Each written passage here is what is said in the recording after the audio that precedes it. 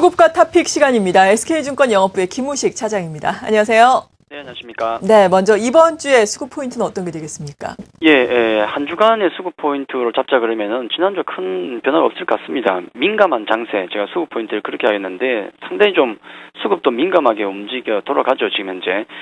미국 시장 주말에 좀 강세였는데 그럼에도 불구하고 좀 불안한 모습을 보이고 있지 않습니까? 물론 뭐 반장이었긴 했지만은 어쨌든 좀 약한 모습을 보이는데, 자, 이런 것들에 대해서는 뭐 몇 가지 뭐 이유가 있겠죠. 지난주에 어떤 불안한 기운이 아직도 이어지고 있는 것인데, 우선 내적으로 본다 그러면은 기업 실적이 발표했던 것들이 여러 가지 쇼크가 많았죠. 거기에 대한 실망감이 우선 있겠고, 일단 지나갔으니까 그거는. 그 외에도 외부적으로 볼 때는 이 재정 절벽이라는 미국의 이슈가 여전히 살아있기 때문이 되겠죠. 이번 주 일정을 보시면은, 경제 지표 일정 보시면은 그게 여실히 보이는데요.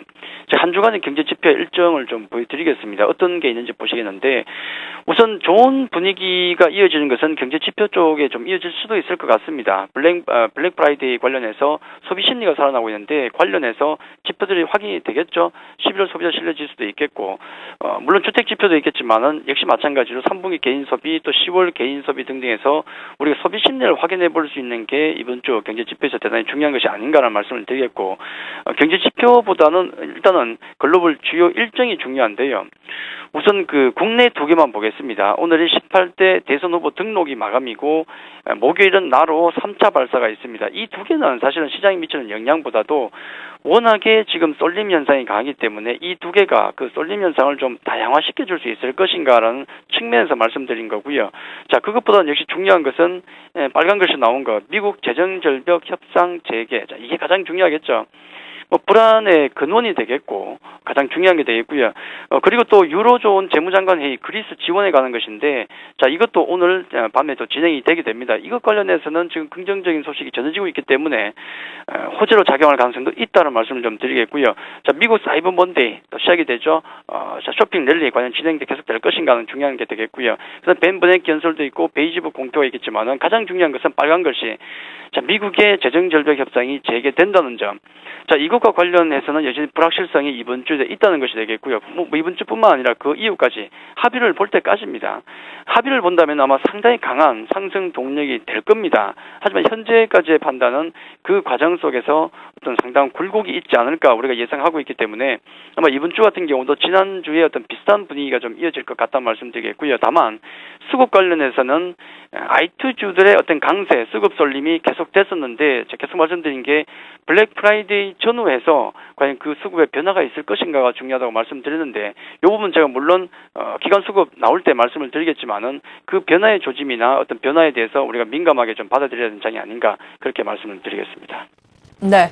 이어서 외국인과 기관의 동향 각각 분석을 해봐야 할 텐데 1,600억 원어치 비교적 큰 폭으로 순매수에 나섰던 외국인 오늘은 다소 관망을 하고 있습니다.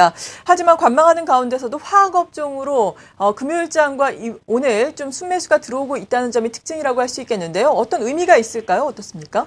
그렇게 좀 봐야 될 것 같습니다. 외국인 같은 경우는 최근 며칠 사이에 수급 분위기가 좀 좋아졌죠. 요 분위기가 좋아진 것은 분명히 그 재정 절벽 위기감이 완화되면서부터 해서 수급이 좀 안정적으로 된 것 같습니다. 오늘도 매수가 들어오고 있고 계속 좀 매도 한 달 반 가까이인가요? 한 달 정도 매도를 지속적으로 나오다가 분위기가 좀 좋아진 것은 재정절벽 위기감 이게 완화되면서부터 나온 게 아닌가 하는 생각이 들고, 화학이 오늘 그 업종별로 보더라도 뭐 금융, 유통, 건설 매도가 나오고 전기전자, 화학 아까 말씀하셨던 화학업종, 운수 장비 업종이 매수가 들어오는데, 자, 이런 것들은 시장을 통으로 샀다 팔았다는 어떤 그런 외국인의 특성이 있기 때문에 그에 따른 것이 아닌가.